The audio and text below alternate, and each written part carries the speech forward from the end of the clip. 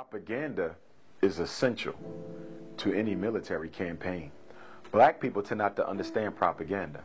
And the reason why we tend not to understand propaganda is because the propaganda channels, the mediums, the conduits, the radio, the television, the newspaper, we tend to just treat as forms of entertainment. We don't see them as military strategy. When there's a movie depicting black people in a negative image, when there's caricatures in the newspaper making jokes about black people, we tend to just see it as political entertainment. We don't see it as laying the foundation before the storm. That's exactly what they did in Wilmington. You always seek to create a context that allows your military campaign to be acceptable. There's always context. You study Adolf Hitler in Nazi Germany.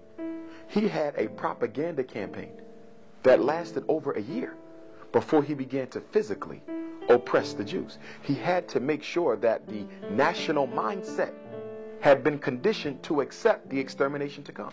In Wilmington, North Carolina, the same exact thing happened years before Nazi Germany. Through the magazines, through the radio, through word of mouth, through stage play, they created negative images of black people in the minds of white folk in case there were any liberals who would have been against what they were going to do.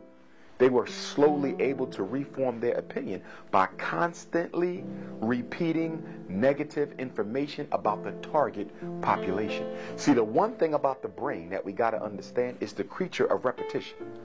Whoever has the most access to the brain rules the brain. It's all about volume, not quality. The more you tell people that a certain group of people are no good, the more you show images, the more you show sounds, song, poem, dance, projecting negative information about a people, sooner or later the subconscious begins to get conditioned automatically, because you can't turn off the subconscious to what it sees and what it hears. Sound and image, you cannot stop it except to stay away from it. So sound and image are critical to any propaganda campaign because they help lessen the defenses of anyone who may be against what you're trying to do. It's the same thing happening right now. There is a direct assault on the image of the black man and woman internationally. So when mass incarceration, homicide takes place, nobody cares what's happening to black folk because they've already been conditioned to believe that these people are better off dead anyway. So propaganda is the first stage of military warfare.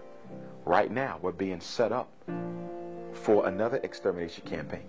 It's going to be worse than what went on in Wilmington, Tulsa, Charleston, Rosewood. It's going to be worse.